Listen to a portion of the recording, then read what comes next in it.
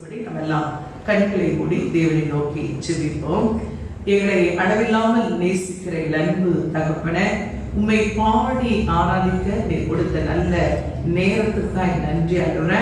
இப்போது உடைய வார்த்தை என்னும் மன்னாவை ஆண்டவரே எங்களுக்கு தந்து எங்களை போஷிக்கும்படி ஜெபிக்கிற உங்க நாம் மட்டும் மகிமைப்படணும். நீ பெரியவர், பெரிய காரியங்களை செய்கிறார்.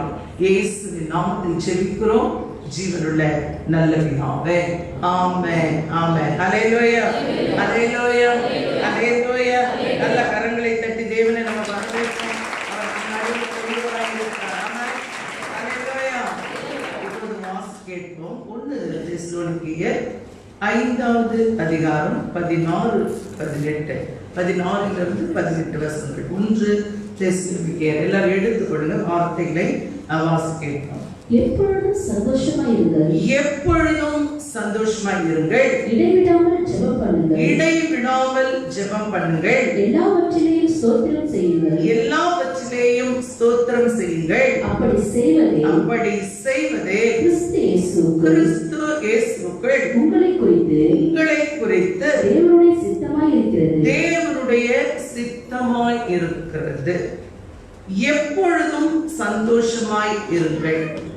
எப்பொழுதும் சந்தோஷமாய் இருக்கிறது. ஒரு அலையிலே சொல்லுங்க. நல்லா ஒரு அலையிலே சொல்லுங்க. எப்பொழுதும் சந்தோஷமாய் இருக்கணும். இன்னைக்கு நிறைய பேருக்கு கேட்கும்போது தேவனுடைய சித்தம் என் வாழ்க்கையில என்னன்னு தெரியாது சிஸ்டர்னு சொல்றாங்க. தேவனுடைய சித்தம், நம்முடைய தேவனுக்கு ஒவ்வொரு நபரை குறித்து ஒரு சித்தம் உண்டு. ஒரு அலையிலே சொல்றீங்க. நல்ல ஒரு அலையிலே சொல்லுங்க. நம்முடைய வாழ்க்கை குறித்து தேவனுடைய சித்தம் என்னன்னு தெரியல அப்படின்னு சொல்றவங்க நிறைய பேர் இருக்கிறோம். இந்த இடத்துல அப்போஸ்தலனாகிய பவுல் ஒரு அருமையான காரியத்தை தேவ பிள்ளைகளுக்கான தேவனுடைய சித்தம் என்ன என்பதை பேசுகிறார். முதலாவது சந்தோஷமாய் இருக்கிறது. ஒரு அலையிலே சொல்லுங்களா.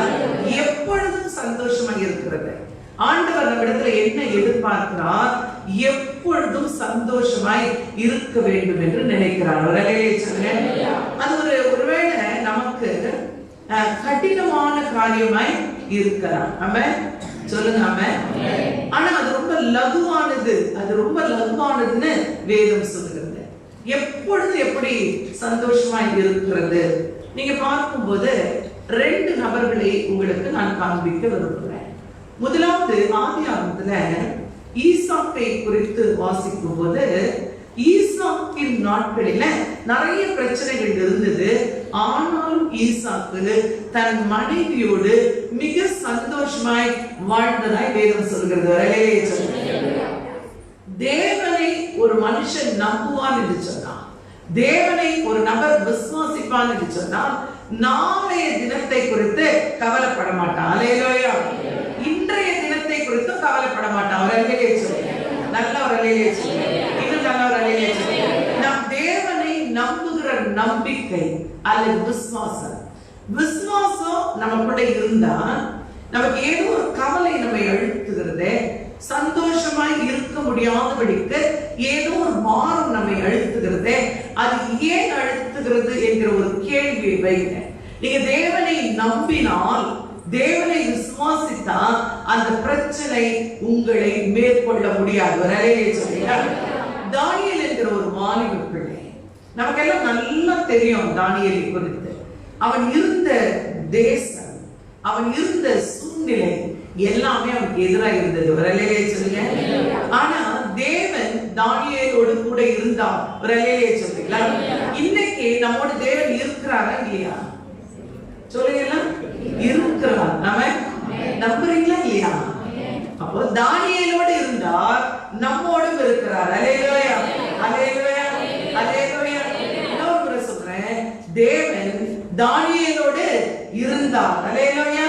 இன்றைக்கு நம்மோடும் இருக்கிறார். அதுல எந்த மாற்றம் இல்லை. ஆனா தானியேல் தேவனோடு இருந்தா நம்ம, அதுதான் இந்த கேள்வி. பிரச்சனை யாரால வருது? நீ யாரோடு இருக்கிறாய்? நீ உலகத்தோடு இருக்கிறது தான் உன்னுடைய பிரச்சனை. நீ உலக மனுஷனை நம்புகிறது தான் உன்னுடைய பிரச்சனை. உலகத்தை சார்ந்து வாழ்கிறது தான் இந்த போராட்டத்துக்கு காரணம்.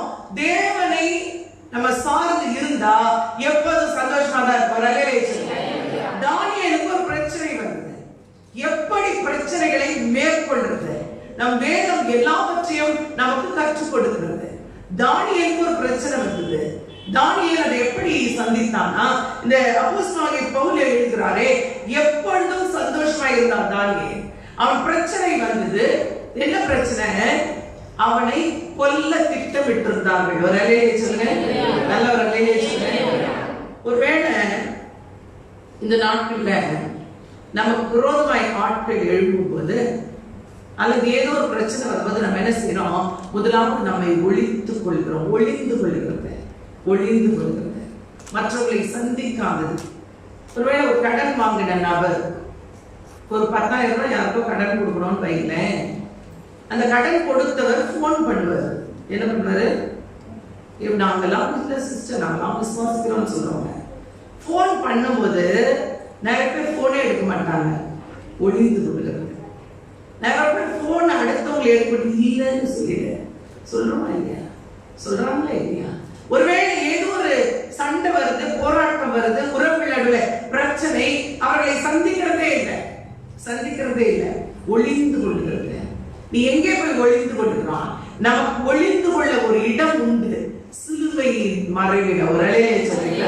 ஒருவேளை அவருடைய சமூகத்துல தானியேலுக்கு பிரச்சனை வந்தது. அவனுக்கு விரோதமாய் ராஜா கையெழுத்து போட்டான். தேவனை தவிர மற்ற யாரையும் தொழுது கொள்ள கூடாது என்கிற ஒரு கட்டளை. ஒரு அலையை சொல்லுங்க, நல்ல ஒரு அலையை சொல்லுங்க. இன்றைக்கு கூட நமக்கு ஆராதனை நடத்தலாமா வேணாமா? ஆராதனை நடத்த அனுமதி இருக்கிறதா இல்லையா? அனுமதி இருந்தாலும் இல்லைனாலும் உன்னுடைய இருதயத்தை யாரும் கூட்ட முடியாது. ரலையை சொல்லுங்க, நல்ல ரலையை சொல்லுங்க. உன்னுடைய இருதயம் தேவனுக்கு தெரியும். ஆமென். நீ தொழுது கொண்டா தேவன் அதை அறிவார். அல்லேலூயா. தானியேல் என்ன செய்தானா? உலக பிரகாரமான வேலையில உண்மையா இருந்தான். முதல்ல சந்தோஷம் எங்கே இருந்து வரும்? தேவ பிள்ளையே, நீ செய்கிற வேலையில உண்மையா இருக்கணும். அல்லேலூயா சொல்லுங்க, அல்லேலூயா. குடும்பத்துல உண்மையா இருக்கணும். அல்லேலூயா சொல்லுங்க. நீ இருக்கிற சபையில உண்மையா இருக்கணும். அல்லேலூயா. நீ சமுதாயத்துல நீ உண்மையுள்ள நபரா இருக்கணும். ஆமென். அப்பதான் சந்தோஷம் வரும், உள்ள பிரச்சனை ஒரு பக்கம். நம்முடைய இருதயம் என்கிற இப்படி வைத்துக் கொள்ளுமே, ஒரு கண்டெய்னர் அல்லது ஒரு பாட்டில். நம்ம வீட்டுல பாத்தீங்கன்னா ஸ்டோரேஜ் நிறைய வச்சிருக்கோம். தண்ணி சேகரிக்க ஒரு டேங்க் இருக்கும். ஒருவேளை நம்ம கிச்சன்ல பாத்தீங்கன்னா பருப்பு போடுறது, அரிசி போட, சுகர் போட எல்லாம் நிறைய கண்டெய்னர் வச்சிருக்கோம். எல்லாம் தேவை, நம்ம உள்ள எல்லாமே தேவை. உப்புல இருந்து மிளகாத்தூள்ல இருந்து வேணும். இருந்தாலும் மிக சுவையா உணவு சமைக்க முடியும். சரி, எல்லாம் முக்கியமானது. எதுக்கு இத்தனை வச்சுக்கணும்? எல்லாத்தையும் ஒரே கண்டெய்னர்ல போடு. எவ்வளவு அருமையா இருக்கும்ல? உப்பையும் போடு, சுகரையும் போடு, மிளகாத்தூளையும் போடு, உப்பையும் போடு. டஸ்ட்பின் எதுக்கு? இப்படி இருந்த குடும்பம் எப்படி இருக்கும்? அதை எப்படி நீ பயன்படுத்துவாய்?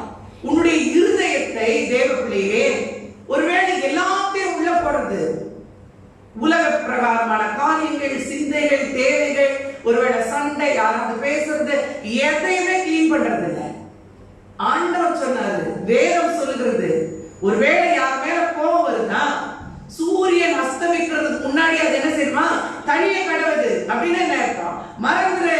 அப்பதான் நீ சந்தோஷமா இருப்ப.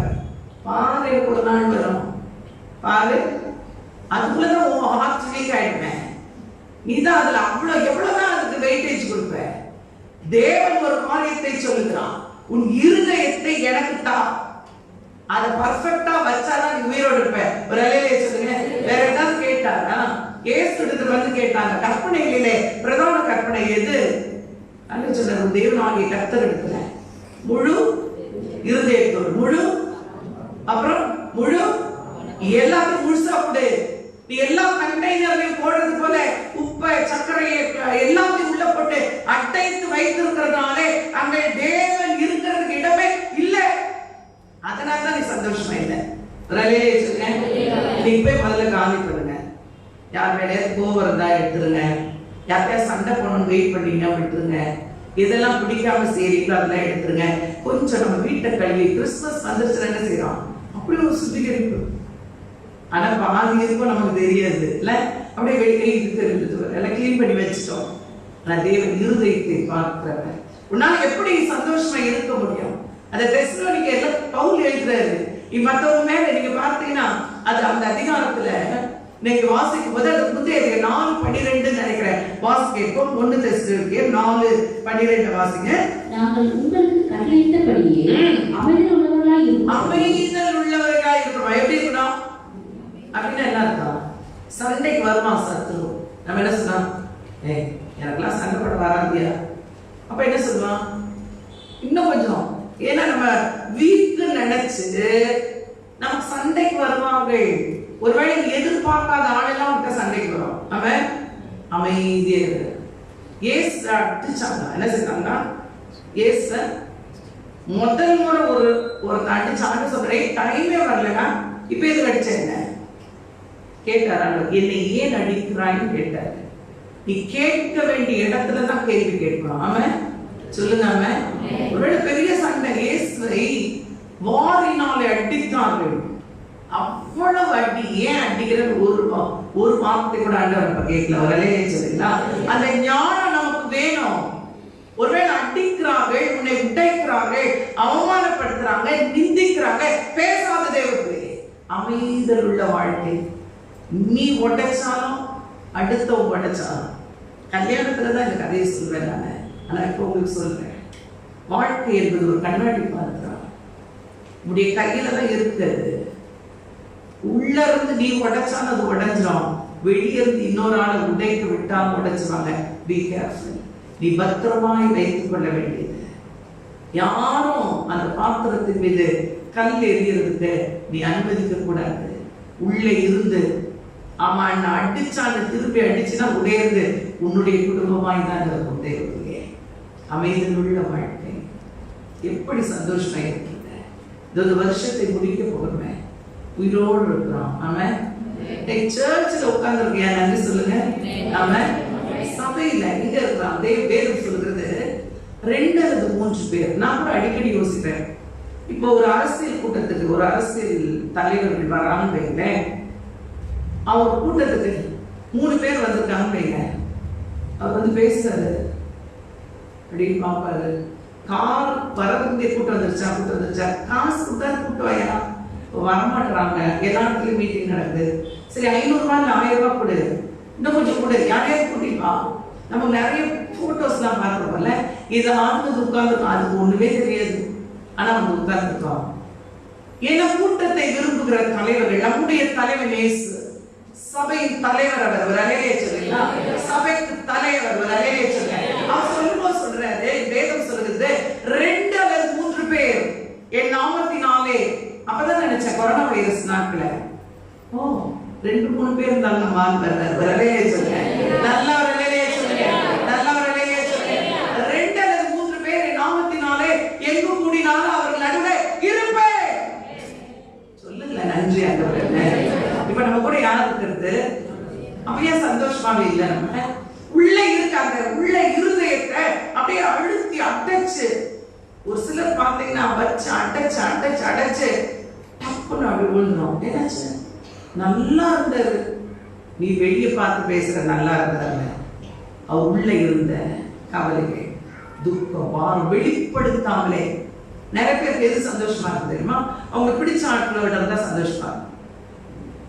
அவங்களுக்கு பிடிச்ச ஃப்ரெண்ட்ஸ், பிடிச்ச உறவுகள். இல்லைன்னா எப்படி இருப்பாங்க? சோகமாவே. ஏன்? இதுகளோட எல்லாம் நாங்க பேசுறது, நமக்கு பிடிச்சவங்களுக்கு தான் பேசலாம். அந்த பிடிச்ச ஆளா இயேசு வை. வரலையே சொல்லுங்க. அவர் தான் நீ கூப்பிட்டா எப்பவுமே வருவார். அலையா. இந்த உலகத்துல எல்லாரும் பயங்கர பிஸி. நீ கேட்டு பாருங்க. எனக்கு ஒரு சிலர் ஃபோன் பண்ணி இது கேட்பாங்க, சிஸ்டர் பிஸியா இருக்கிறீங்களா? அதுதான் பண்ணிட்டீங்க, அப்புறம் என்ன?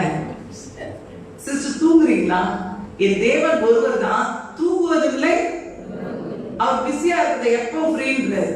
எல்லாருக்கும் அவரு யார் அவரை தேடினாலும் பேசுவார். அலையிலோயா. யார் கூப்பிட்டாலும் வருவார். அலையிலோயா. அவ்வளவு நல்ல தேவனை நம்ம தேடாததுதான் பிரச்சனைக்கு காரணம். அவர் கூட நம்ம இல்லாததுதான் நம்முடைய துக்கத்துக்கு காரணம். அப்போஸ்தலனாகிய பவுல் அனுபவித்து எழுதுகிறான். அமைதலா இரு, சண்டை போட்டு நீயே உன் சமாதானத்தை கெடுக்காத. ஏன் சொல்லும்போது சொன்னாரு, உன்னிடத்துல எடுத்துக்கொள்ளுன்னு கொடுத்துருன்ட்டாரு. ஒரு அலையிலே சொல்றேன், எடுத்தியா, என்ன சண்டை வருது இன்னைக்கு, நீ தான் எடுத்த, நீ கொடுத்துரு, நீ எடுத்தியா வச்சுக்கோ. அவன் அமைதல் உள்ள வாழ்க்கை. அடுத்து சொல்றாரு வாசிங்க. அமைதல் உள்ளவர்களாய் இருக்கும்படி நாடவும் உங்கள் சொந்த அலுவலர்களை பார்க்கவும் உங்கள் சொந்த கைகளினாலே வேலை செய்யவும் வேண்டும் என்று. என்ன சொல்றாரு? உன் வேலையை நீ செய். என்ன செய்யணும்? ஒழுங்கா வேலை செய்யும். இதெல்லாம் சிஸ்டர் பவுல் எழுதிருக்கிறாரு. ஆமா, அவர் உட்கார்ந்து கூடை உடைத்து சாப்பிட்டார். நம்மால் ஒரு தட்டை எடுத்து வச்சு கூட சாப்பிட முடியாது. தட்டை எடுக்க வேண்டும், அதுல உணவு வைக்க வேண்டும், ஒரு சிலர் பிசைந்து ஊட்ட வேண்டும். எனக்கு நீங்க சொன்ன தப்பா நினைக்காதீங்க. எனக்கு ஒரு தாய் சொன்ன சாட்சி, அழுது ஸ்டார்ட் பண்ணி மன்னிப்பாரான்னு அழுதுட்டே இருந்தா. நாங்கள் ஒரு விசேஷ ஆராதனை பிரசங்கம் பண்ண போனதுல இருந்து வந்தவரை நான் ஐயோ பிரசங்கத்துக்கு போதே இவளை கேட்டுட்டாங்க, எதுக்கு வந்து பேசுறேன் அப்படின்ட்டு. ஆண்டவர் எல்லாவற்றையும் மன்னிப்பாரான்னு கேட்டான். ஓ, இவ பெரிய பாவம் பண்ணிட்டு இருக்கா போல இருக்கு அப்படின்னு. என்னமோ பிரச்சனை கேட்டா அவங்க சொன்னான், சிஸ்டர் என் பிள்ளைக்கு உணவு பிசையும் போது அதுல ஒரு குட்டி கரப்பாம்பூச்சி வந்தது, பிசைஞ்சு ஊட்டிட்டேன் சிஸ்டர். 2வது முறை தான் ஏதோ ஒன்று பார்த்தா அது என்னவா இருந்துச்சா, நான் சொன்ன பிள்ளை ஆரோக்கியமா இருக்கும், ஒன்றும் பயப்படாது, கொடுத்துட்டேன். கை பிசகாய் கொலை செய்தாலே அது ஒன்றும் பாவம் இல்லைன்னு சொல்லிட்டு நம்ம தெரியாம ஏதோ ஒன்று ஆயிடுச்சு. அது உடுன்ட்டார். பூச்சைதான் கொடுத்த, பூச்செல்லாம் சாப்பிடணும் செய்யலாம். நம்ம சொல்லி இல்லக்கா உனக்கு என்னதான் வேணும், என் பிள்ளை கொஞ்சம் வாமிட் பண்ணிட்டீங்கன்னா நல்லா இருக்கும், அப்ப கையை விடு, இது வாமிட் பண்ணிக்கணும். இதுக்கெல்லாம் அழகையே தேவ பிள்ளையே, ஏதோ ஒரு உணவை தவறுதலாய் பிள்ளைக்கு கொடுத்துட்டே அழறையே, உன் பிள்ளைக்கு வேத வசனம் என்கிற மன்னாவை கொடுக்காமலே வளர்ந்து கொண்டிருக்கிற, உன் பிள்ளை தேவனுக்கு நேராய் நடத்தாமலே வாழ்ந்து கொண்டிருக்கிற. பயமே இல்லை. நீயும் விசுவாசத்துல, பிள்ளையும் விசுவாசத்துக்கு நேராய் வளர்க்கல, கற்றுக் கொடுக்கல. நான் கூட அடிக்கடி ஃபீல் பண்றேன், இன்னும் நிறைய கற்றுக் கொடுக்கல. நான் வளர்ந்த நாட்களில கேன்சர்ல படுக்கையா இருந்ததுனால அவனுக்கு அது ஒரு அட்வான்டேஜோ அல்லது டிஸ்அட்வான்டேஜோ எனக்கு தெரியல. ஒவ்வொரு நாளும் தெய்வ பாகத்துல அதை வைக்கிறேன். அவனை பெட் பண்ணியே வளர்த்துட்டாங்க. என்னுடைய சகோதரிகள், அம்மா அப்பா எல்லாரும் ஏதாவது அவன் சொன்னாலே சொல்லாதவா இருக்கட்டும், ஏன்னா நான் மறித்து விடுவோனோ என்கிற பயத்துல பிள்ளையை தேற்ற நினைத்தே வளர்த்துட்டாங்க. ஆனா அவன் கற்றுக் கொடுக்கிறேன். இந்த நாட்களில நான் விசுவாசிக்கிறேன், கற்றுக்கொள்வான். ஒருவேளை நம்ம எங்கேயோ ஒரு இடத்துல மிஸ் பண்றோமே, விசுவாசத்தை நான் கற்றுக் கொடுத்துட்டேன், அதுக்காக நான் தேவனுக்கு நன்றி சொல்றேன். அவனை போல விசுவாசிக்க முடியாது. அந்த விசுவாசத்தை ஊட்டி வளர்த்து இருக்கிறேன், அதற்காக நான் தேவனை துதிக்கிறேன். ஒருவேளை நம்ம என்ன செய்யறோம் இந்த நாட்களில, என்ன செய்து கொண்டிருக்கிறோம்? கையில வேலை செய்யறது இல்ல, நம்முடைய வேலைகளை கூட செய்யறது இல்ல. ஆனா வீட்டுல வயதானவங்க யோசிச்சு பாருங்களேன், அவங்க துணியை அவங்களே துவைச்சுக்கிறாங்க, அவங்களுக்கு உண்டான காரியங்கள் எல்லாம் அவங்களே பண்ணிக்கிறாங்க. அதனாலதான் அவங்க வயதானவர்களாய் இன்னைக்கு வரையும் இருக்கிறாங்க. அல்லேலூயா, அல்லேலூயா. நீங்க நினைச்சுக்கிறீங்களா? நீங்க நிறைய பேர் நினைச்சுக்கலாம், இளம் வாலிப பிள்ளைகள் தான் அழுகுன, என்னுடைய பார்வையில வயதானவர்கள் தான் அழுகுது. வரலையே சொன்ன, அவ்வளவு வயசு வரை உயிரோடு இருக்கிறாங்களே, தோழிகள் எல்லாம் சுருங்கி, கண்ணெல்லாம் சுருங்கி, கால்கள் எல்லாம் தள்ளாடுவது. அவங்க செய்யற அந்த சின்ன சின்ன வேலைகள் மிகவும் அழகு. ஆமென் சொல்லுங்க. ஆமென். சொந்த கையில வேலை செய், உனக்கு முடியும், நீ செய்து பழகு. என் வேதம் சொல்லு, உனக்கு எங்கிறது சந்தோஷம் வரும். ஒரு நாள் ஃபுல்லா உன் வேலையை செய்து முடிச்சுட்டு நீ சாப்பிட்டு பாரு, உனக்கு சந்தோஷம் வந்துடும். ஆமென். மற்றவர்கள் உழைப்புல சாப்பிடுறது, மற்றவருடைய உழைப்பு அப்படியே பிழிஞ்சு எடுக்கிறது, சந்தோஷம் வராது. அமைதியா நாள் முடிஞ்ச உடனே வாலிப பிள்ளைகள் பெற்றோருக்கு உதவி செய்ய. இன்னைக்கு பாத்தீங்கன்னா இது ஒரு லூசு, எங்க அம்மா ஒரு லூசு.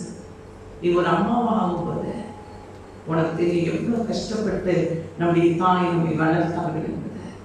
இன்னைக்கு நிறைய பேருக்கு தகப்பன்மார்கள் உழைத்து, ஒருவேளை நிறைய தகப்பன்மார்கள் தாய்மார்கள் சரியில்லாமல் கூட இருக்கலாம். தெய்வத்திலே நீ ஒரு ரோல் மாடலா இருந்து காட்டு, உன்னுடைய தகப்பன் தாய் ரட்சிக்கப்பட. ஆமென். ஆமென். சிறு பிள்ளைகளை தேவனுக்கு நேரம் நடத்தின, கைகளினாலே வேலை செய்து சாப்பிடணும். வாசிக்கிற வசனத்தை, கற்பனையினாலே வேலை செய்ய வேண்டும் என்று உங்களுக்கு புத்தி சொல்கிறோம். அன்றைய சகோதரரே, நித்திரை அடைந்தவர்கள் நிமித்தம் போதும். என் வேதம் சொல்கிறது, அப்போஸ்தலனாகிய பவுல் அவருக்குள்ள என்ன சந்தோஷம், அவனுக்கு நிறைய பணம் இருந்துச்சு. அவங்க அப்பா வீட்டிலே இருந்ததுன்னா பணம் இருந்திருக்கும். பணம் மட்டும் இல்ல, அவனுடைய ஆசீர்வாதம் ஏசப்பா வீட்டுக்கு வந்து நல்லா கற்றுக்கொண்டான். வரலே சொல்லுங்க, நல்லா வரலே சொல்லுங்க. தானியேல் அப்படித்தான் இருந்தான், உயர்ந்த பதவியில இருந்தான் தானியேல். அவன் பிரேயர் பண்ணணும்ன்ற அவசியமே இல்லை, உட்கார்ந்து அழுது இருக்கணும். கையெழுத்து போட்டாச்சு, அங்கே சிங்க கவி ரெடியா இருக்கு. சிங்கம் பாத்தீங்கன்னா ஒரு சிலர் வெளியே இருந்தா நியூஸ் தெரியும், ஒரு சிலர் உள்ள பார்க்க முடியும். தானியேலுக்கு செய்யப்பட்ட எல்லாமே அவன் பார்த்தான். இப்படி தொழுது கொள்றோம்னா இதுக்குள்ள போட போறாங்க, நல்லா தெரியும் நம்மளதான் போட போறாங்க. வரலையே சொல்லுங்க, நல்லா வரலையே சொல்லுங்க. ஆனா அவன் என்ன செய்தானா, தானியேல் தன் வீட்டுக்கு வந்தான். கையெழுத்து பத்திரத்தில் கையெழுத்து வைக்கப்பட்டது என்று அறிந்தும், உனக்கு ஒரு பிரச்சனை இருக்குது உனக்கு தெரியும், ஒரு வியாதி இருக்கு உனக்கு தெரியும், ஒரு சூழ்நிலை எதிராக இருக்கு உனக்கு தெரியும், அறிந்து என்ன செய்து கொண்டிருக்கிறோம், என்ன செய்து கொண்டிருக்கோம்? அப்போஸ்தலனாகிய பவுல் சொல்கிறார், இடைவிடாமல் ஜெபம் பண்ணு, இடைவிடாமல் ஜெபம் பண்ணு, எப்பொழுதும் சந்தோஷமா இரு, இடைவிடாமல் ஜெபம் பண்ணு. ஒருவேளை இந்த தானியேல் அழுதிருக்கலாம், அவன் அழுதுதான் வேதம் சொல்லுகிறேன். எப்பொழுதும் அந்த வசனத்தை கூட வாசிக்க 6:10. தானியேல் என்றால் அந்த பத்திரத்துக்கு கையெழுத்து வைக்கப்பட்டது என்று அறிந்த போதிலும் தன் வீட்டுக்குள் போய் வீட்டுக்குள்ள போனான். வரவே சொல்லுங்க, நிறைய பேர் வீட்டை விட்டு போயிடும். பிரச்சனை வந்தா எங்க போயிடும்? தேன் ஆளை காணும், எங்கேயாவது போயிடும், எங்கேயாவது போயிடும். எங்க போயிருந்தேன், எங்கேயோ போனேன், வாழ்க்கையை வந்து போச்சு சொல்றாங்கல்ல. எங்கேயோ போன வீடுன்னு ஒன்று இருக்கு. உன் பிரச்சனைகளை நீ வெளியே போய் சால்வ் பண்ண முடியும்னு நினைக்கிற ஆளெல்லாம் தோத்து போயிடும். வரவே சொல்லுங்க, பிரச்சனைகளை வெளியே கொண்டு போகிற ஆளெல்லாம் தோத்து விடும். பிரச்சனையை தேவ சமூகத்துல வை. அவன் வீட்டுக்குள்ள வந்து மேலாடையிலே எருசலேமுக்கு நேராக பலகணிகள் திறந்திருக்க அங்கே தான் முன் செய்து வந்தபடியே, எப்பொழுதும் அந்த வசனம் வாசித்து தெளிவா வாசிங்க. அங்கே அங்கே தான் முன் செய்து வந்தபடியே, எப்படி செய்து வந்தானா? முன்பு செய்து வந்தபடியே. அப்போ எப்பொழுதும் ஜெபிக்கிறவங்க இந்த பிரேயர்ல என்ன மாற்றத்தையுமே வைக்கலாம். ஆண்டவரே, சிங்கிள் எப்படி இருக்குது ஆண்டவரே, அதை கொஞ்சம் மூடிடுங்க ஆண்டவரே, ராஜா மனசை மாத்திருங்க ஆண்டவரே. சிங்கம் செத்து போட்டாங்க. நிறைய பேர் பாத்தீங்கன்னா ஜெபம் பண்ண அப்படின்னா, ஒரு பிரச்சனை இருக்குன்னு வைக்கலாம், ஒரு ஆள் பிரச்சனை பண்ணிட்டே இருக்கான். ஆண்டவரே அவன் சாவணும் ஆண்டவரே, அவன் சாவணும் ஆண்டவரே. யாரு யாரு? ஆண்டவர் பாப்பா நல்லா இருக்கா, நல்லா இருக்கு. ஒரு ஜீவனை உண்டாக்கி, நீங்க பாத்தீங்கன்னா ஒரு 10 மரம் இருக்குன்னு வைங்களேன், ஒரு கனி நல்ல கனி, அதுல ஒரு கனி கெட்ட கனி. நம்மளால என்ன செய்வோம்? வெட்டி போடு. என்னத்துக்கு? ஹோமையை பேசுனா இது என்னத்துக்கு இடத்துக்கு எடுக்குது? வெட்டி போடுன்னு சொன்னா. ஆனா அந்த தோட்டக்காரன் சொன்னா, இந்த வருடம் இருக்கட்டும், பார்க்கலாமே, கொஞ்சம் ஒத்தி ஏறு போட்டு சுத்திகரித்து ஒரு வாய்ப்பு, ஒரு வாய்ப்பு. நீ எப்படி ஜெபிக்கணும்? தெய்வத்திலேயே உனக்கு சத்துருவாய் எழுப்புகிறவன், உனக்கு சத்துருவாய் எழுப்புகிறவன். ஆண்டவரே மனம் திரும்பிட்டாங்க, மனம் திரும்பிட்டாங்க, ஜெபி. தானியேல் என்ன ஜெபம் பண்ணானா, அவனுக்கு ஒரு ஜெபம் இருந்தது, எப்பொழுதும் ஜெபிக்கிறவன். அவன் உட்கார்ந்து தியானிக்கிறான். எதனால இந்த சிறை இருப்பு? ஏன் நம்ம அந்நிய தேசத்துல இருக்கிறோம்? ஏன் நம்ம அடிமைகளா இருக்கிறோம்? நம்முடைய தேவன் வல்லவர் ஆயிடுச்சு. அப்படியே புரட்டி வாசிக்கிறான். எரேமியா தீர்க்கதரிசன புத்தகங்கள்லாம் வாசிக்கிறான். இவையெல்லாம் எழுதப்பட்டிருக்கிறதே. அவன் அறிக்கை பண்ண, நாங்கள் பாவம் செய்தோம், எங்கள் பிதாக்கள் பாவம் செய்தாங்க. ஆண்டவரே நீ ரொம்ப நல்லவர் ஆண்டவரே, நாங்க தான் ரொம்ப மோசமானவர், ஆனாலும் நீ மன்னிக்க தயவு இருக்கிற. அவனுக்கு ஒரு ஜெபம் இருந்தது. எப்போது தன்னை தாழ்த்தி தாழ்த்தி தாழ்த்தி ஜெபிக்கிறவன்.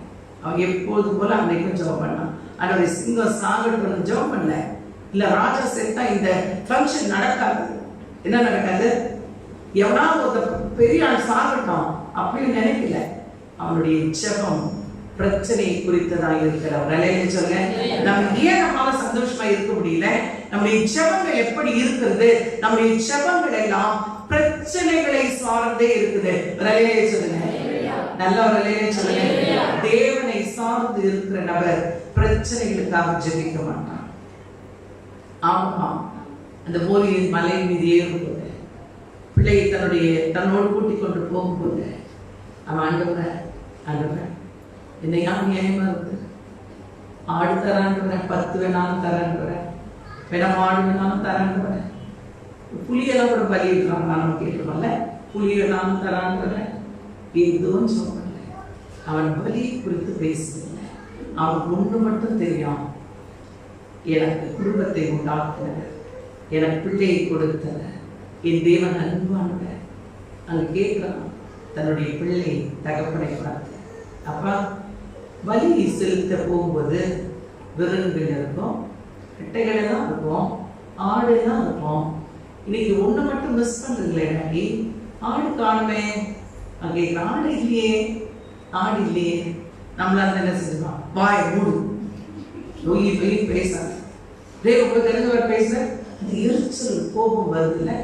நானே எவ்வளவு டென்ஷனா இருக்கிறேன், பிள்ளைகள் மீது அன்பு இருக்கிறது, ஆனால் ஒரு கோபம் இல்லை. இதுக்காக நம்ம போராடிட்டு இருக்கோம். உங்களெல்லாம் எப்படியாவது வளர்க்கணும்னா நானே ஃபைட் பண்ணிருக்கிறேன், நீ எதுக்கு ஃபைட் பண்ற? அங்கே யாருமா பேசுறான், கர்த்தர் பார்த்து கர்த்தருடைய பருவத்துல பார்த்து கொள்ளப்படும். அவர் பார்த்து பாருங்க, அவர் பார்த்து வேலைக்காரர்கள் அங்க நிற்கிறாங்க.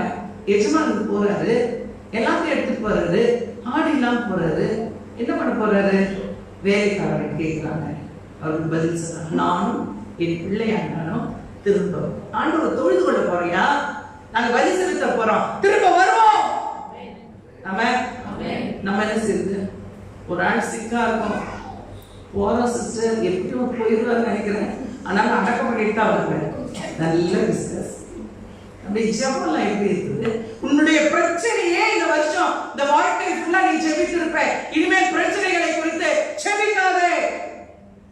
தேவனை துதித்து எப்பொழுதும் அவரை துதிக்கிறவன். தேங்க்யூ லார்ட், நன்றி ஆண்டவரே, எல்லாவற்றுக்காகவும் ஸ்தோத்திரம் பண்ணணுமா. ஒரு சீக்கிரட்டாக எழுதி வைக்கிறார்.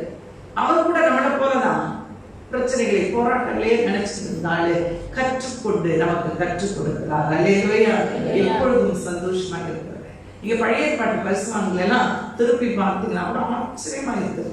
அவருடைய ஜெபங்கள் எல்லாம் எப்படி இருந்தது, எப்படிப்பட்டவர்களை ஜெபித்தாங்க, எவ்வளவு ஒரு சந்தோஷம் அவர்களுக்குள்ளாக இருந்தது. நமக்குள்ள மட்டும் ஏன் அந்த சந்தோஷமே வரல? எவ்வளவு இருந்தா கூட பாத்தீங்கன்னா ஒரு சிலருடைய முகங்களை மலர பண்ணவே முடியல. என்ன முடியல? சிரிப்புன்றதே இல்லை. ஒருவேளை ஒரு சிலர் சொன்னாங்க, பிறக்கும் போதே அப்படி பிறந்துட்டோம் சிஸ்டர், பிறக்கும் போது அழ ஆரம்பிச்சது. ஒரு சிலர் வெளியே வந்து அழுவல, வந்தேன் எப்படி அழும்? வெளியே வந்து அழலைன்னா அட்டி கொடுத்தாலும் அழ வைக்கிறாங்களே, உயிரோடு இருக்கிறோன்றதுக்கு அடையாளம். அன்னைக்கு ஆரம்பிச்ச அழுக இன்னைக்கு வரையும் நிக்காம நிறைய பேர் இருக்கிறீங்க. அவன் இனிமேல் அழாதீங்க. அல்லேலூயா, அல்லேலூயா. எப்போதும் சந்தோஷமா இருக்கேன். அதுதான் தேவனுடைய சித்தம், அதுதான் தேவனுடைய சித்தம். நான் சிரிச்சாதான் தேவனுக்கு பிடிக்கும். அவன் பார்த்தீங்கன்னா உன்னுடைய பாத்திரத்துல, உன்னுடைய கையில இப்படி வச்சுக்கோங்க, ஒரு டம்ளர் வச்சிருக்கீங்க. உங்களுக்கு ரொம்ப ஜூஸ்னா ரொம்ப பிடிக்கும், அப்படி வச்சுக்கலாமே. ஒரு வீட்டுக்கு போறீங்க, அப்படியே அருமையான பிளேட்ல கொண்டு வந்து கொடுக்குறாங்க. ஜூஸ் நினைச்சு நீங்க எடுக்கிறீங்க, என்ன இருக்குது? வெறும் தண்ணி இருக்கு. நீ ஜூஸ குடிச்சதை விட சந்தோஷமா அதை குடிக்கணும். சொல்லுங்க, நினைச்சே பார்க்கல நீங்க தண்ணி தருவீங்க. நம்ம வர சொல்லிச்சு சிஸ்டர், தண்ணி தந்தா சிஸ்டர், தண்ணியாவது தந்துச்சேன்னு சந்தோஷப்படணும். அவன் அதுதான் தேவ பிள்ளை. சொல்லுங்க சொல்லுங்க. தண்ணியாவது கொடுத்துச்சுல, தண்ணி கொடுக்காத ஆளெல்லாம் இருக்கு. ஆண்டவர் பசியா இருந்தாரா அப்படின்னு என்ன இருக்கா? அவரை அவ்வளவு ஊழியம் செய்தான்னு சோறு கூட போடாம இருந்திருக்காங்க. அவர் பசியா இருந்தா, அவர் தாகமா இருந்தார். ஆண்டவர் சொல்லும்போது சொன்னார், 2 குரூப், 2 பேர் தனித்தனியா பிரிச்சு நிக்க வைத்து காண்பித்தார். ஒரு பக்கம் எல்லாம் நீதிமான்கள். ஆண்டவர் சொன்னார், நான் பசியா இருந்தேன், என்னுடைய போஜனம் கொடுத்தீர்கள். நான் தாகமா இருந்தேன், என் தாகத்தை தீர்த்தீர்கள். நான் வஸ்திரம் இல்லாமல் இருந்தேன், எனக்கு வஸ்திரம் கொடுத்தீர்கள். நான் வியாதியா இருந்தேன், என்னை விசாரிக்க வந்தீங்க. எப்போ ஆண்டவரே சொல்லவே இல்லை நீங்க? இன்னொரு குரூப் இருக்குது, இந்த பார்வை நிறைய பேர் வந்து கேட்பாங்க, நான் சிஸ்டர் போங்க சிஸ்டர், நீங்க மட்டும் எங்களை மட்டும் அவங்கள மட்டும் அப்படி இல்லை இருந்துச்சாங்க. எல்லாம் ஒரே தராசுல வைக்கிறவர் நம்மளே. மாற்றம் என்பதே இல்லை. ஆண்டவர்கிட்ட கேட்கிறாங்க, அப்படிலாம் செஞ்சதுனால நீ என்னுடைய சந்தோஷத்துல தேவனுடைய ஆசீர்வாதத்துல பிரவேசி அப்படின்னு சொல்லிட்டாரு. இன்னொரு குரூப் இந்த பக்கம் நிக்குது. அதனால இது எப்போ ஆண்டவரே போக ஆண்டவரே. நிறைய பேர் கேட்பாங்க, போன சண்டே சிஸ்டர் சொன்னாங்க அந்த வாரம் நீ வரல, அதெல்லாம் வந்து தெரியுமா? அப்படிலாம் இல்லை. எல்லாரோட பேசுகிறவர், அவன் எல்லாரோட பேசுகிறவர். ஆண்டவரிடத்துல கேட்கும் போது எப்பொழுது ஆண்டவரே என் பசியா இருந்தீர், எப்பொழுது தாகமா இருந்தீர், ஆண்டவர்கிட்ட லிஸ்ட் கேட்கிறாங்க. ஆண்டவரே எத்தனை பேர் உன் கூட சாப்பிடாம இருந்தா நீ சாப்பிடும் போது, எத்தனை பேர் வஸ்திரம் இல்லாம இருந்தா, எத்தனை பேர் வியாதியில இருந்தா, இந்த சிறியரில் ஒருவனுக்கு நீங்கள் எதை செய்தீர்களோ அதை எனக்கே செய்தீர்கள். அல்லேலூயா, அல்லேலூயா. எப்ப சந்தோஷம் வரும் தெரியுமா? கொடுக்கும்போது. நம் வேதத்தில் எழுதப்படாததே இல்லை. நீ சந்தோஷமா இருக்கிறதே ஒரு blessing. எதுவுமே இல்லை உனக்கு, எதுவுமே இல்லை. அப்போஸ்தலனாகிய பவுல் எழுதுறார், பசியோ பட்டினியோ நிர்வாணமோ, ட்ரெஸ் இல்லைனாலும் சரி, சாப்பாடு இல்லைனாலும் சரி, தண்ணி இல்லைனாலும் சரி, கிறிஸ்து என்னோடு இருக்கிறார். அல்லேலூயா. அதுதான் ஜாய், அதுதான் சந்தோஷம். அங்கே தானியேல் ஜெபித்தான். எப்போது முன் செய்தது போலவே அவன் என்ன செய்தானா? செய்து வந்த தினம் 3 வேளையும் தன் தேவனுக்கு முன்பாக முழங்கால் படியிட்டு. எத்தனை வேளை? நான் கூட இன்னைக்கு ஜெபம் பண்ணும்போது யோசிச்சேன். முன்னாடி 7 முறை ஜெபம் பண்ணியிருக்கோம். அந்த ஜெபத்தில் எத்தனை பேர் இருக்கிறீங்க? கை உயர்த்தி காட்டுங்க. அந்த ப்ரேயர் பண்ணும்போது நல்லா இருக்கும் சார். 7 வேளை கொஞ்சம் நல்லா உயர்த்து.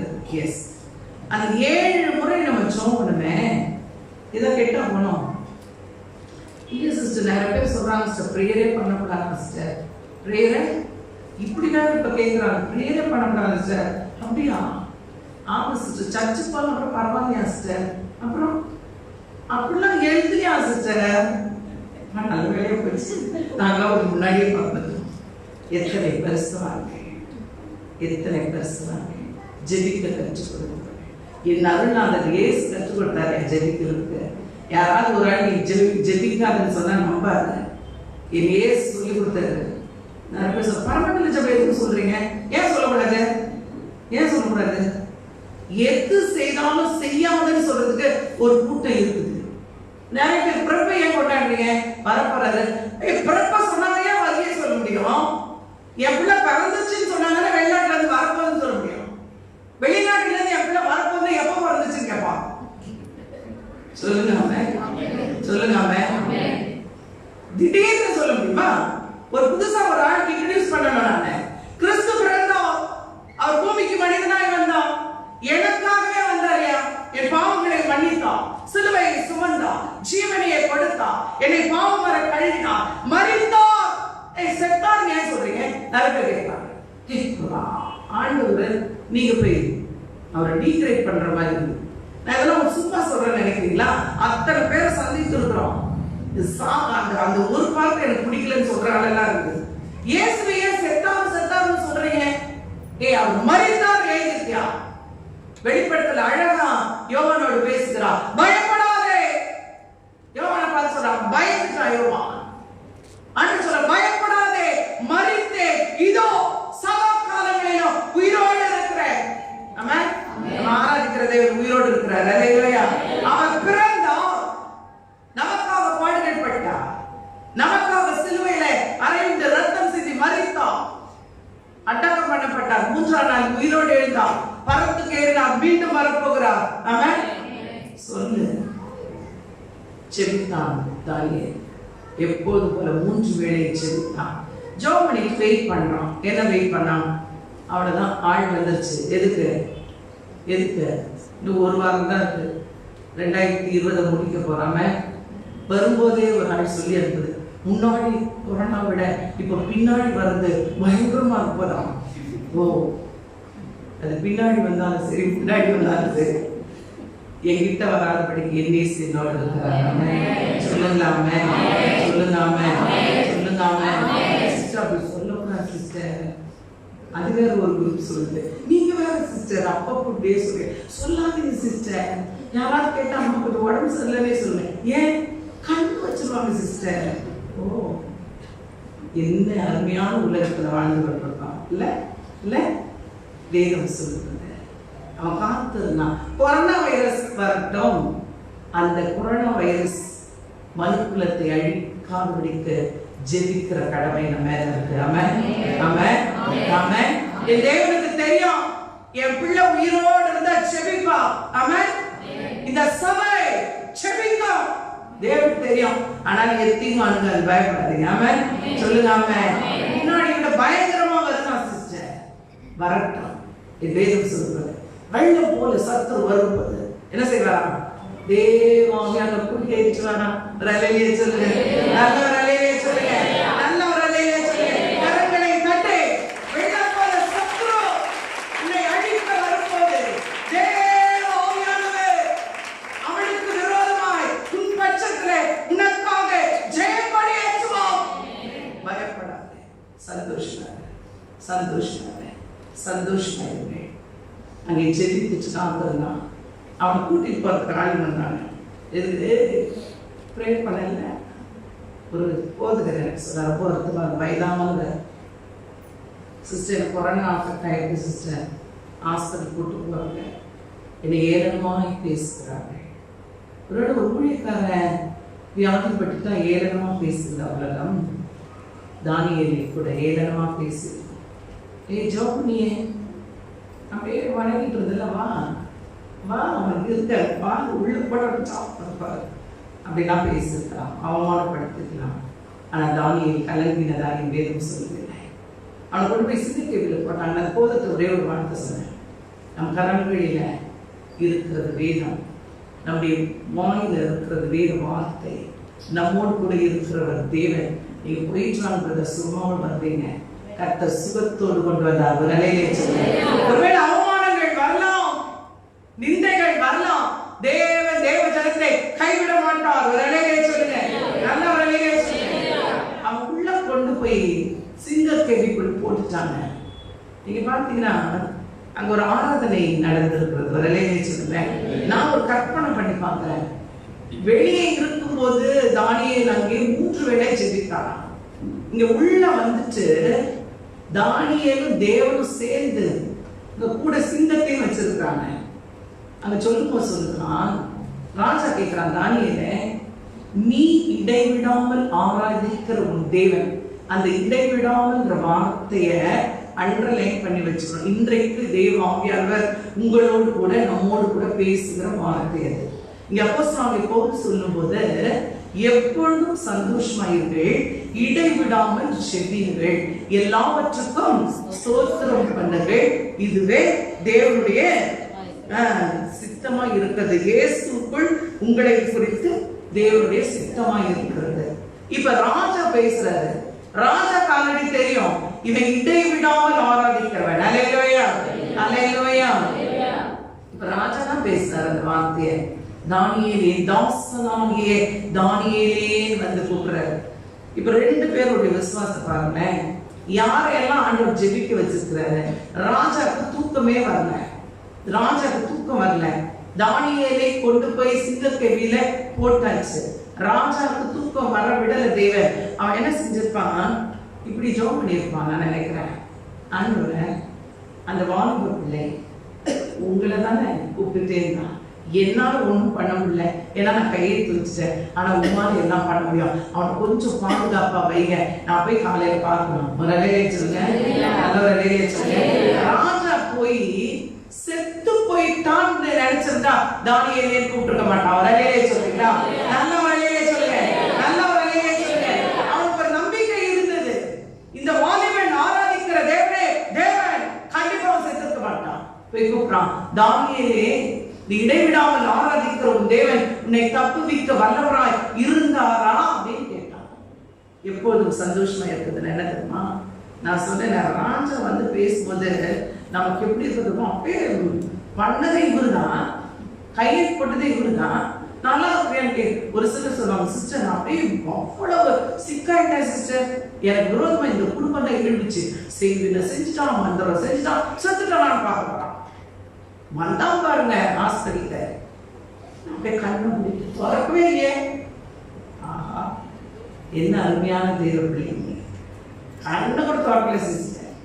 ஆனா தானியேலுக்கு ராஜா கூப்பிடுவது அவருடைய அன்பு. உன்னை பொறுப்பிறனை நேசி, சத்ருவை நேசின்னு சொன்னார் தேவன். ராஜாவே நீ வாழ்கன்னு சொன்னான். ஒரு அல்லேலூயா சொல்லுங்க. ஒரு அல்லேலூயா சொல்லுங்க. ராஜாவே நீ வாழ்க, உமக்கு விரோதமாகவும் பரத்துக்கு விரோதமாகவும் நான் ஒரு நீதிகேடும் செய்யவில்லை. எத்தனை பேர் சொல்ல முடியும்? எத்தனை பேர் சொல்ல முடியும்? நான் யாருக்கு விரோதமா ஒன்னும் செய்யலன்னு சொல்ல முடிகிற அளவுக்கு உன் இருதயத்துல இருக்கிற குப்பைகள் எல்லாம் வெளியே எடு. சுத்தமாவை இருதயத்தை தானியேல் நினைத்திருந்த அவனுக்கு விரோதமா எழுப்பின ஆட்கள் மீது கோபம் வந்திருக்கும், பகை வந்திருக்கும், விரோதம் வந்திருக்கும், அப்படியே உள்ள வச்சுட்டு இருந்திருப்பான். சொல்ற உமக்கு விரோதமாகவும் நான் நீதிகேடு செய்யல, தேவனுக்கு விரோதமாகவும் நான் நீதிகேடு செய்யல. அதே நன்றான் அப்படின்னு சொல்றான். நான் ஆரம்பிக்கிற தேவன் சிங்கத்தின் வாயை என்ன செய்தாரா? கட்டி போட்டார. வாசிக்கிற வசனத்தை வாசி கேட்போம். சிங்கங்கள் என்னை சேதப்படுத்தாதபடிக்கு தேவன் தம்முடைய தூதனை அனுப்பி. யார் அனுப்பினாரா? நீ பிரச்சனை நடுவுல ஜெபம் பண்ணா தூதர்கள் இறங்கி வருவார்கள். அல்லேலூயா, அல்லேலூயா. பணிவிடையின் ஆவிகள் வேதம் சொல்லுது. நீ மனுஷன் இந்த பிரச்சனைக்கு இவரை போய் பார்க்கலாம், இந்த பிரச்சனைக்கு இவரை போய் பார்க்கலாம், இந்த பிரச்சனைக்கு இவரை போய் பார்க்கலாம். நீ மனுஷனையே தேடி போறதுனாலதான் தோற்று கொண்டு இருக்கிறாய், துக்கத்தோடு இருக்கிறாய், கவலையோடு இருக்கிறாய், உன்னால சந்தோஷமா இருக்க முடியவில்லை. ஆனா இங்க சொல்றாங்க ஏனென்றால் சிங்கங்களின் வாயில். அந்த வசனம் சொல்லி வாசிக்க குடும்பமாய் வாசிப்போம். சிங்கங்கள் என்னை சேதப்படுத்தாதபடிக்கு தேவன் தம்முடைய தூதனை அனுப்பி அவர்களின் வாயை கட்டி போட்டார். கட்டி போட்டா எத்தனை சிங்கம் இருந்திருக்கும்? எத்தனை சிங்கம் இருந்திருக்கும்? ஒரு நாய் துரத்துனாவே நம்மளால நிற்க முடியல. நம்ம ஒரு சில வீடுகள்ல பாத்தீங்கன்னா எங்களுக்கே இருக்கும், அவ்வளவுதான். நிறைய பேர் வெளியிருந்து அலறாங்க, கடிக்காது கடிக்காது கடிக்காதியா, ஒரு பயம் வருதுல்ல. யோசிச்சு பாருங்களேன். தானியலுக்கு தெரியும் உள்ள நிறைய சிங்கம் இருக்குது, பசியோடு இருக்கும். அந்த சிங்கம் அப்படி இருக்கும், மேல வந்து தூக்கி தொப்புன்னு போடுவாங்க. எப்படி போடுவாங்க? நிறைய பேர் ஒரு கூண்டு வச்சு காட்டுறாங்க. நீங்க அதை இப்ப நேரம் இல்லை, அப்படி அப்படி தூக்கி அவன் வீசினாங்க அந்த கெவிக்குள்ள, அவ்வளவுதான். அதுக்கு அடுத்து பிச்சு போட்டிருக்கோம். இப்ப அவ இடைவிடாமல் ஆராதிக்கிறவன் வரலையே சொல்லுங்க. உள்ள போகும்போது எப்படி போயிருப்பான்? நன்றி ஆண்டவர், தேங்க்யூ லார்ட், இது வரைக்கும் நான் பார்த்ததில்லை சிங்க கேட்க, அதையும் கொண்டு போய் காட்டுறீங்க. நன்றி ஆண்டவர், நன்றி ஆண்டவர். சிங்கத்தெல்லாம் பார்த்ததில்லை ஆண்டவர் சொல்லியிருப்பானா இல்லையா? என்ன சொல்லியிருப்பான்? நன்றி. எப்போதும் ஜெபிக்கிறவன், இடைவிடாமல் ஆராதிக்கிறவன். உள்ள போன உடனே அவன் பார்க்கிறான், ஒரு தூதன் இறங்கினதையும் சிங்கங்களின் வாயை அவன் கட்டினதையும் தானியேலுடைய கண்கள் கண்டது. வரலையே சொல்றீங்களா? சிங்கத்தின் வாயிலே கட்டுறாருன்னா ஒரு சத்துரு வாயை கட்டுவாரு. நம்ம கட்டுவாரு. நம்ம மாம்சத்துல செயல்படக்கூடாது.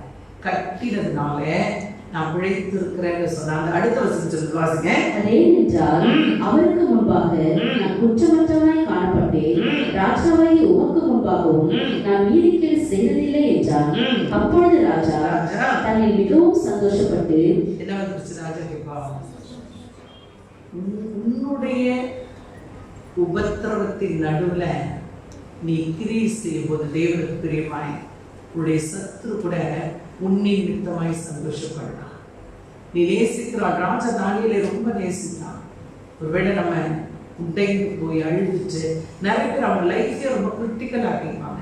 ஏதோ ஒரு பிரச்சனை நடந்துச்சா விட்டு தள்ளிட்டு ஓடிட்டே இருந்தாம அப்போ சுவாமி பவுல் எழுதிட்டான், பின்னானவைகளை மறந்து, பின்னானவைகளை என்ன செய்யுமா? மறந்து முன்னானவைகளை நாடி நீ ஓடணும். அதற்காகவே அழைக்கப்பட்டான். அவன் இங்கே எழுந்து அவன் ஒரு ராஜா ஒரு முடிவு பண்றான். அங்கே சொல்லுகிறதை பார்க்கிறோம், தானியேலின் தேவனே தேவன். தானியேல் ஆராதிக்கிறானே அந்த தேவனே தேவன். நம்முடைய தேசம் கூட இன்றைக்கு அப்படித்தான் இருக்கிறது. தேசம் ஒரு கேள்விக்குறி.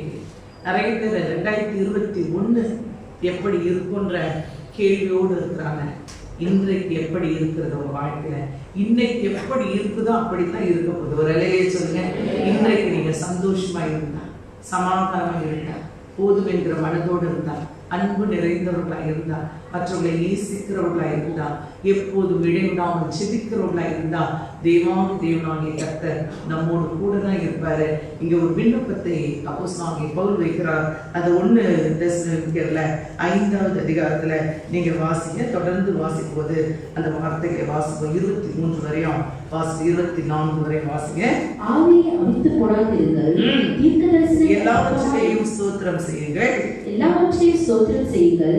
அப்படி செய்வதே கிறிஸ்து இயேசுவுக்குள் உங்களை குறித்து தேவனுடைய சித்தமாய் இருக்கிறது. தேவனுடைய சித்தம் நமக்கு என்ன? தேவனுடைய சித்தம் எல்லாவற்றுக்காகவும் நன்றி சொல்லலாம். அல்லேலூயா. யோபு இதை மிக அழகாய் செய்கிறதை பார்க்கலாம். கர்த்தர் கொடுத்தார். சொல்லுங்க, கர்த்தர் கர்த்தர் கர்த்தருடைய நாமத்துக்கு ஸ்தோத்திரம். அவ்வளவுதான். அவர் கொடுத்தாரு, அவர் எடுத்தாரு. ஆமென். அவர் கொடுப்பாரு. ஆமென். நிறைய பேர் சொல்றாங்க அவர் எடுக்கவே மாட்டார், எடுக்கவே மாட்டார். நம்முடைய தேவன் நம்முடைய வாழ்க்கையில இருக்கிற தீமைகளை எல்லாம் எடுத்துருவாரு. தீமைகளை எல்லாம் எடுத்துருவாரு, குறைவுகளை எல்லாம் எடுத்துருவாரு, வருத்தங்களை எல்லாம் எடுத்துருவாரு, பாரத்தை எல்லாம் எடுத்துருவாரு, துக்கத்தை எல்லாம் எடுத்துருவாரு, நிறைவானதை தந்து ஆசீர்வதிப்பார். அல்லேலூயா, அல்லேலூயா. அடுத்து சொல்லும்போது சொல்லுகிறார், வாசிங்க 20ல இருந்து. ஆவியை அவித்து போடாதீர்கள், தீர்க்கதரிசனத்தை அற்பமாய் எண்ணாதீர்கள், எல்லாவற்றையும் சோதித்து பார்த்து நலமானதை பிடித்துக் கொள்ளுங்கள், பொல்லாங்காய் தோன்றுகிற எல்லாவற்றையும் விட்டு விலகுங்கள். எல்லாவற்றையும் சோதித்து பார்க்கணுமா? வரலையே சொல்லுங்க. எல்லாவற்றையும் சோதித்து பார்த்து என்ன செய்யணுமா? நலமானதை பிடித்துக்கோங்க. நம்ம என்ன பிடிச்சுக்கிறோம்? நம்ம என்ன பிடிச்சுக்கிறோம்? எதெல்லாம் நமக்கு பிரச்சனை வருமோ அதெல்லாம் பிடிச்சுக்கிறோம். எதனால இது பிரச்சனை? நான் தான் சிஸ்டர் அறிவு பெற்ற தரமா இல்ல, நான் தான் சிஸ்டர், நான் தான் சிஸ்டர். ஒரு சிலர் அவரு தான் சிஸ்டர், இவங்க தான் சிஸ்டர். எப்படியோ பொல்லாததா தோணுச்சுன்னா அது வச்சு நலமானதை பிடித்துக் கொள்ளாம வாசிங்க. சமாதானத்தின் தேவன் தாமே உங்களை முற்றிலும் பரிசுத்தமாக்குவாராக. உங்கள் ஆவி, ஆத்மா, சரீரம் முழுவதும் நம்முடைய கர்த்தராகிய இயேசு கிறிஸ்து வரும்போது குற்றமற்றதாய் இருக்கும்படி காக்கப்படுவதாக. சமாதானத்தின் தேவன் நம்முடைய ஆவி, ஆத்மா, சரீரம் கிறிஸ்து வரும்போது அவர் நம்மை குற்றமற்றவர்களாய் காக்கிறார், பரிசுத்தம் உள்ளவர்களாய் இருக்கிறார். ஒரே காரியம், நம்மை பரிசுத்தமாக்கினவர் இயேசு. அவருடைய ரத்தத்தினாலே பரிசுத்தமாக்கப்பட்டவர்கள். ஆனா நம்ம எப்படி இருக்கிறோம்? துக்கத்தோடே இருந்து கொண்டிருக்கிறோம்.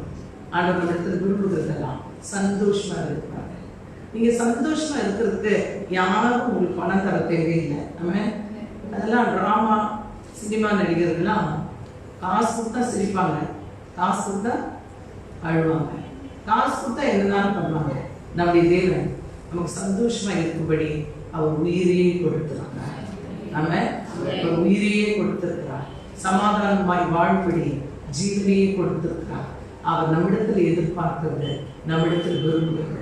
ஏசு சொல்லும்போது சொன்னார், கவலைப்படாதீங்க, நீங்க கவலைப்படாதீங்க, நீங்க கவலைப்படாது. நாளை தினத்தை குறித்து கவலைப்படாது. எண்ணத்தை உண்போம், எண்ணத்தை குடிப்போம், எண்ணத்தை புசிப்போம் என்று சொல்லி கவலைப்படாதீர்கள்.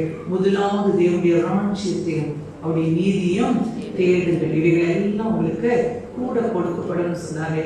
தேவனுடைய ராஜ்யம்னா என்ன? தேவனுடைய ராஜ்யம் புசிப்பும் குடிப்பும் அல்ல, சமாதானம், சந்தோஷம். இதெல்லாம் தேவனுடைய ராஜ்யம் தேவன் சொல்லுவது நமக்குள்ளாக. ஒருவேளை சமாதானம் இல்லாம நீங்க உட்கார்ந்து ஆராய்ந்து பாருங்க, உங்க இருதயத்துல என்ன பாரம் இருக்கு. கவலையா ஏதாவது இருந்துச்சுன்னா அதை அடிச்சிருது, வேண்டாம். துக்கமா ஏதாவது இருந்துச்சு எடுத்துருது, எல்லாத்தையும் எடுத்துட்டு சந்தோஷமா எதெல்லாம் இருக்குதோ ஏசுதான் சந்தோஷம். ஆமென். அவர் நம்மோடு இருக்கிறது தான் சந்தோஷம். தேவ பிள்ளைகளாய் நம்ம வாழ்றது தான் சந்தோஷம். ஒரு தேவ பிள்ளைகளாய் சாட்சியை இருக்கிறது தான் சந்தோஷம். தானியேலுடைய மனமகிழ்ச்சி, அவருடைய சந்தோஷம், அவருடைய ஜெப வாழ்க்கை, இடைவிடாத ஒரு ஆராதனை, தேவனையே சார்ந்திருந்தது. அந்த தேசத்தை தேவனை அறிந்து கொள்ளும்படி செய்தது. ராஜா தேவனை அறிந்து கொண்டா. நீ ஆராதிக்க கூடாதுன்னு கட்டளை போட்டா அதே ராஜா அதே தானியே ஆராதிக்கிற தேவனையே இந்த தேசம் முழுதும் ஆராதிக்கணும்னு கட்டளை போட்டான். அல்லேலூயா. உங்களுடைய வாழ்க்கையில கூட தீமையா இருக்கிற எல்லாவற்றையும் தேவன் நன்மையாய் முடிய பண்ணுவார். ஒரு காரியத்தை நாம் செய்யும்போது எப்பொழுதும் சந்தோஷமாயிருங்கள், இடைவிடாமல் செபியுங்கள், எல்லாவற்றுக்காகவும் ஸ்தோத்திரம் செய்யுங்கள். இதுவே கிறிஸ்து இயேசுக்குள் தேவனுடைய நம்மை குறித்து தேவனுடைய சித்தமாய் இருக்கிறது. நம்ம எல்லாம் கண்களை மூடி தேவனை நோக்கி செல்லுங்கள். எங்களை அளவில்லாமல் நேசித்து எங்களை அன்பு தரப்பட ஆண்டவரே, இந்த காலங்களை உண்மை நோக்கி செல்லுக்க, துதிக்க, ஆராதிக்க, உண்மை தொழுது கொள்ள எங்களை கூட்டி சேர்த்ததற்காய் கோடான ஸ்தோத்திரப்பா. ஆண்டவரே, ஏதேனும் உலக பிரகாரமான கவலைகள் வாரங்கள் இருதயத்தை அழுத்திக் கொண்டிருக்கலாம். தேவன் தாம் எங்களோடு இருதயத்தில் இருக்கிற கவலைகளை, வாரங்களை, துக்கங்களை எல்லாவற்றையும் எடுத்துச்சு உம்முடைய சந்தோஷம், உம்முடைய சமாதானம், ஆண்டவர் உம்முடைய பாதுகாப்பும், சுகபல ஜீவனம் ஒவ்வொருவரையும் நிரப்பும்படி செய்கிறான். ஆண்டவரே, இந்த நாளுக்காக நாங்கள் நன்றி சொல்கிறோம். இந்த வருடத்தின் ஆண்டவரே கர்த்தாவே, இந்த கடைசி ஆராதனையில் கூட உம்முடைய கரம் எங்களோடு கூட இருந்ததற்காக நன்றி. நாங்கள் நன்றி சொல்ல மறந்த எல்லாவற்றுக்காகவும் இன்னும் ஒரு விஷயம் உமக்கு நன்றி சொல்கிறோம். உண்மை துதிக்கிறோம், உண்மை மகிமைப்படுத்துகிறோம். ஆண்டவரே, இதை பார்த்து கொண்டிருக்கிற, கேட்டுக்கொண்டிருக்கிற ஒவ்வொரு குடும்பங்களுக்குள்ளாய் சந்தோஷத்தையும், சமாதானத்தையும், சுகபல ஜீவனையும், பாதுகாப்பையும், சகலவிதமான ஆசீர்வாதங்களையும் வைத்து நீர் ஆசீர்வதிக்கும்படி சொல்லிக்கிறேன். உங்கள் நாம் மாத்திரம் மகிமைப்படட்டும். இது பெரியவர் பெரிய காரியங்களை செய்ய இயேசுவின் நாமத்தில் ஜெபிக்கிறோம் ஜீவனுள்ள நல்ல பிதாவே. ஆமென், ஆமென். God bless.